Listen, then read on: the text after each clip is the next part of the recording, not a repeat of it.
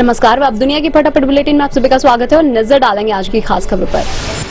छात्रों के आंदोलन के बीच यूपी पीसीएस ने 2 दिन 2 शिफ्ट में एग्जाम कराने का फैसला बदला और पुराने पैटर्न पर ही होगी परीक्षा। आरओ परीक्षा स्थगित कर दी गई। टोंक जिले के देवली उनियारा उपचुनाव में निर्दलीय उम्मीदवार नरेश मीणा गिरफ्तार। एसडीएम को मारा था थप्पड़। गिरफ्तारी का विरोध कर रहे प्रदर्शनकारियों के हमले में 2 मीडिया कर्मी भी घायल हुए। महाराष्ट्र विधानसभा चुनाव, नासिक में चुनाव प्रचार करने पहुंचे कांग्रेस अध्यक्ष मल्लिकार्जुन खड़गे का बैग हुआ चेक। गोवा के सीएम प्रमोद सावंत का भी बैग चेक। भाजपा ने कहा चेकिंग रूटीन प्रक्रिया।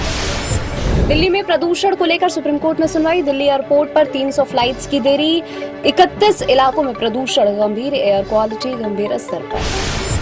भाजपा नेता किरीट सोमैया का दावा, वोट जिहाद के लिए महाराष्ट्र आए 125 करोड़। बेनामी हवाला के जरिए 24 खातों में आए पैसे उन्हें अलग अलग खातों में ट्रांसफर किया गया। प्रवर्तन निदेशालय ने बैंक खातों के दुरुपयोग से जुड़े धनशोधन मामले की जांच के सिलसिले में मालेगांव के एक व्यापारी के खिलाफ महाराष्ट्र और गुजरात में कई स्थानों पर छापेमारी की।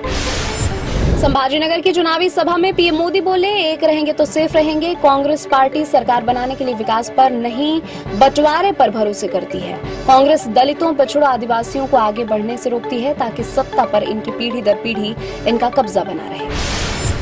भाजपा सांसद और महाराष्ट्र के पूर्व मुख्यमंत्री अशोक चौहान ने कहा है कि बटेंगे तो कटेंगे का नारा सही नहीं है, यह अप्रासंगिक है, लोग इसकी सराहना भी नहीं करेंगे।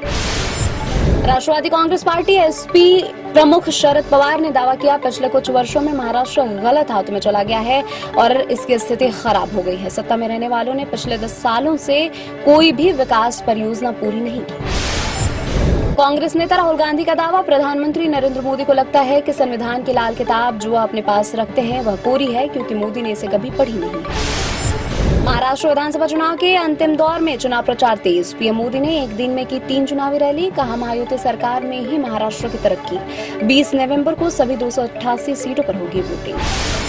विजयपुर उपचुनाव को लेकर मध्य प्रदेश में सियासी घमासान। पीसीसी चीफ जीतू पटवारी ने जिला प्रशासन को लेकर चुनाव आयोग पर उठाए सवाल। 37 पोलिंग बूथों पर पुनर्मतदान की मांग। वीडी का पलटवार, कांग्रेस को हार का डर। यूपी के बागपत जिले के कोताना में स्थित शत्रु संपत्ति के अंतर्गत आने वाली 2 हेक्टेयर जमीन नीलाम। यह संपत्ति पाकिस्तान के पूर्व राष्ट्रपति परवेज मुशर्रफ की बताई गई है। यह जमीन 1,38,16,000 रुपए में हुई है नीलाम।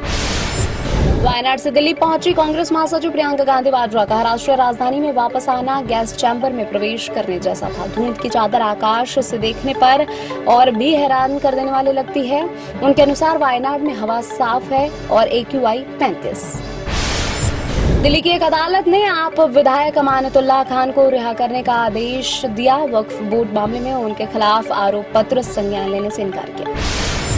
केंद्रीय गृह मंत्री अमित शाह ने गांगेय में कहा, हम हेमंत सोरेन को जनता से लूटा गया पैसा भ्रष्ट नेताओं में बांटने से रोकेंगे। हेमंत सोरेन की नाक के नीचे घुसपैठ हो रही है, इसलिए झारखंड में आदिवासी और ओबीसी की आबादी कम हो रही है।